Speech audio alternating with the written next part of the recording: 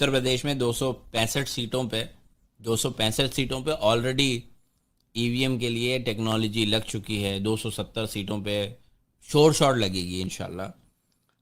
270 सीटें तो भारतीय जनता पार्टी निकाल, लेकिन ईवीएम का इस्तेमाल करना ये बहुत अच्छे से जानते हैं और ईवीएम के चलते ये अपने लिए अच्छी खासी तादाद में सीट निकाल लेंगी, कोई बड़ी मसला नहीं है।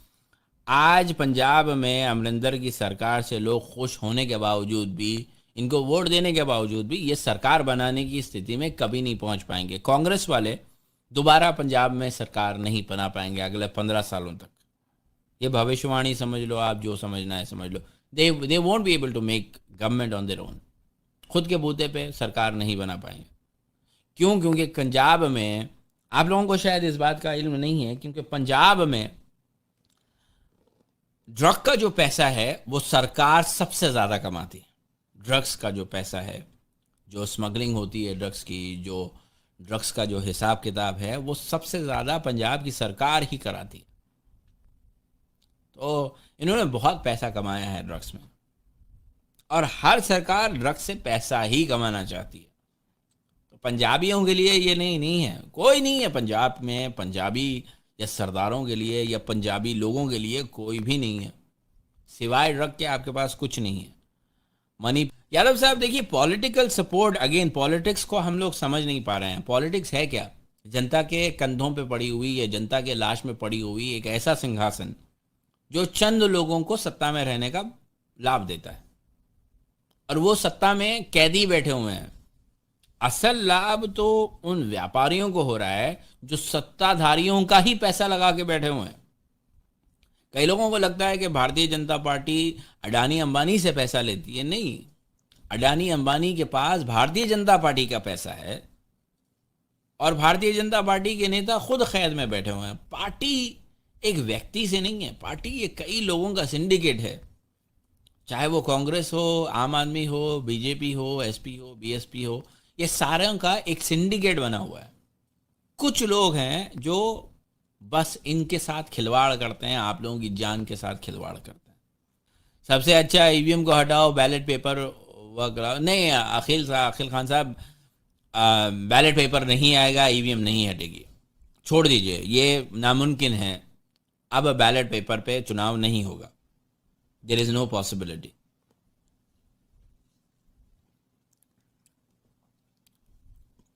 सिंडिकेट में सबसे बड़ा खिलाड़ी कौन है? सिंडिकेट में सबसे बड़ा खिलाड़ी मैं हूं सचदेव साहब, यादव साहब। सबसे बड़ा खिलाड़ी मैं हूं, जो कि डिसाइड करता है कि कौन सत्ता में आ रहा है। हालांकि कुछ अरसे पहले तक, अगर मैं अपनी खुद की उदाहरण दूं, तो कुछ अरसे पहले तक I was not the deciding factor.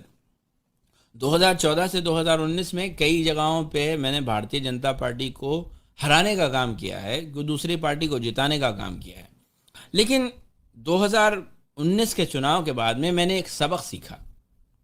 इधर you have to be there in the centre point to control anything and everything, और you are nowhere to be found.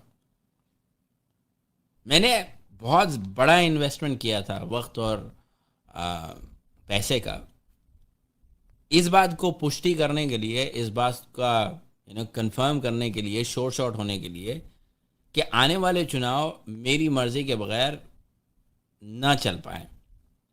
अब ये ईवीएम हटा नहीं पाएंगे। ईवीएम में किसके पास कौन से नंबर जाएंगे, वीवीपैट पे क्या स्लिप निकलेगी, ये मुझसे बेहतर और कोई कंट्रोल नहीं कर सकता है। मैं खुले में कह रहा हूँ, मुझसे बेहतर कोई कंट्रोल नहीं कर सकता।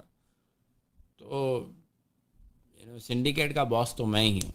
I decide who will win, at least on those EVMs which is hackable or pre-programmable.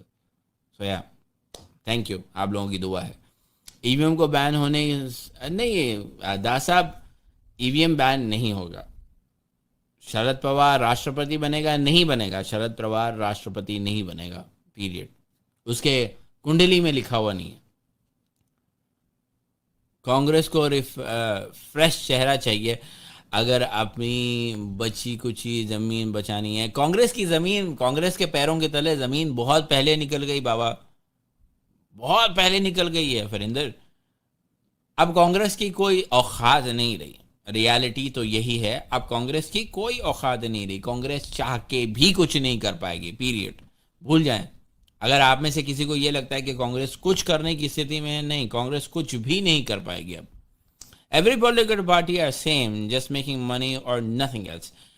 सही है, every political party they are the same. Again मैंने जिस कहा है, राज राज करने के लिए ये परजीवी की तरह ये राजजीवी हैं, ये कैद राजजीवी हैं, ये राज कैद जीवी हैं।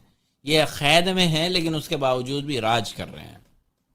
अगर आप बॉस हो तो बीजेपी को जियो कर कर दिखाएं। Again I didn't understand the question. अगर आप ये कह रहे हैं कि अगर मैं बॉस हूं तो बीजेपी को हरा के दिखाएं या जिता के दिखाएं, देखिए बीजेपी को जिताना मैं अब मैं चाहता हूं कि जहां जहां इलेक्शन हो वहां पे बहुमत बीजेपी को मैं निकाल के दूं, बिना पैसे के निकाल के दूंगा। द ओनली रीजन इज आज बीजेपी कम स्टेट्स में है, सेंटर में होने के बावजूद जिस तरह से आप लोगों की जिंदगी के ऊपर वो वार कर रही है, जिस तरह से आप लोगों को बर्बाद करी है, बर्बाद होने के बाद में भी आपकी रीढ़ की हड्डी में, आपके मरे हुए ज़मीर में जान नहीं आ रही है, तो लिहाजा आप लोगों को तो पूरा वाइप आउट करना चाहिए। आप लोगों को अघोषित गुलामी के बजाय गुलाम घोषित करना चाहिए। क्योंकि जब तक आप लोगों को इस बात का एहसास नहीं होगा कि बीजेपी सत्ता में होने के बाद आप लोगों की जिंदगियां बर्बाद हुई है, अब अगर वो पूरी तरह से आप पे काबिज हो जाए, हो सकता है कि जब आप पे जुल्म हद से ज़्यादा बढ़े, हो सकता है कि जिस तरह से ब्रिटिश राज में ईस्ट इंडिया कंपनी ने जब अपना जुल्म बढ़ाना शुरू किया तो एक बहुत बड़ा रेवोल्यूशन उठा था, जिसको आज हम भोग रहे हैं नाम के तौर पे, आज़ाद भारत। तो राजनेताओं से आपको जब आज़ादी चाहिए, ये जो काले अंग्रेज हमारे बीच में हैं, अगर इनसे आपको वाकई आज़ादी चाहिए ना, तो इनको पूरी तरह से सत्ता में हर जगह लाना होगा। अगर वाकई आपको बदलाव चाहिए, ये 2024-25 की बात नहीं रही। अब मैं चाहता हूँ, मेरी अगर आप दिल की माने तो जिस तरह से ईस्ट इंडिया कंपनी 1830-32 में जब इंडिया आई थी और अपना अपना जो सामान बेचते बेचते, जंजू हथियार बेचते बेचते देश पे हुकूमत करने लगी, 200 साल तक हुकूमत की। ये हुकूमत पूरे देश में थी, ऐसा कोई हिस्सा नहीं था। पुर्तगीज को छोड़ दें, अगर गोवा को, पौंडीचेरी को छोड़ दें, तो पूरे देश में इन्होंने हुकूमत की है।